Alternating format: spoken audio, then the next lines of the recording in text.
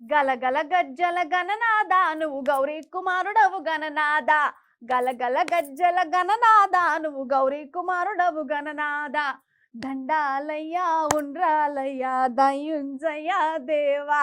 జై బోలో గణేష్ మహారాజ్ కి జై. గణపతి బప్ప మోరియా, ఆదా లడ్డు చోరియా.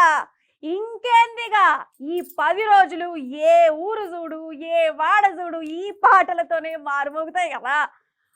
అన్నట్టు మీ గల్లీల గణపతిని నిలబెట్టిర్రా? ఇంత పెద్దగా ఉన్నదల్లా మీ గణేష్ తోపున్నాడా? మీ పక్క గల్లి గణేశుడు పరిశాన్ చేస్తాడా? మొత్తానికి గణపతి పండుగ రానే వచ్చింది కదా. ఇక ఊరు వాడంతా గణేశులతోని కలకలలాడుతున్నాయి. ఇక గణపతి పండుగ అనగానే హైదరాబాద్ ఊళ్ళకు ఖైరతాబాద్ గణేశుడే కళ్ళ మీద వెళ్తాడు. రారి మరి ఖైరతాబాద్ గణేశుని చూద్దాం, గల్లీ గల్లీలో పూట తిరుగుదాం, మీ వినాయకుని చూద్దాం, మీ పక్కూరి వినాయకుని కూడా దర్శనం చేసుకుందాం. అగో జై జై గణేష, నేను వస్తున్నా గణేష, జై కొడతా గణేష. ఫస్ట్ ఖైరతాబాద్ గణేశుని దర్శనం చేసుకుందాం రారి. చూస్తుర్రా 69 అడుగుల ఎత్తుల ఎట్లా నిలబడ్డాడు. జై బోలో గణేష్ మహారాజ్ కి జై, బోలో బడా గణేష్ కి జై.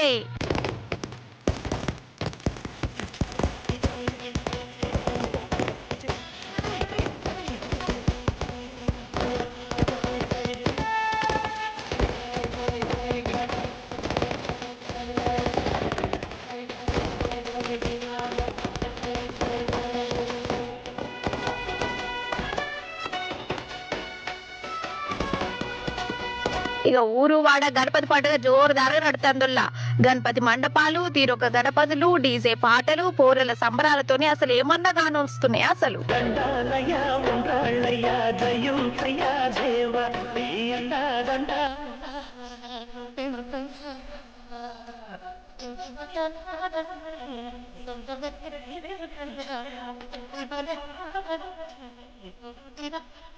ఒకళ్ళు మించి ఇంకొకరు రంగురంగుల గణపతులు, మట్టి గణపతులు, పెద్ద పెద్ద గణపతులను కూసబెట్టి సంబరాలు చేస్తాండ్రు.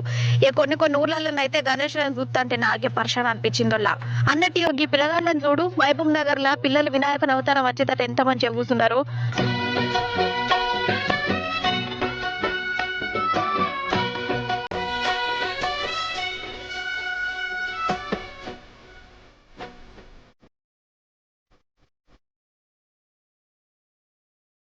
ఇక హైదరాబాద్ లో ఏ వాడ చూడు వాడ కమస్కం 2-3 గణపతులన్నీ ఉన్నారు. మా వాడగట్టుకే చూసుకోరాదు. అటు దిక్కు ఒక గణపతి ముఖం పెడితే ఇటు దిక్కు ఇంకో గణేశుని చూస్తాండు. నడుమిట్లా నాతో ఉన్నది.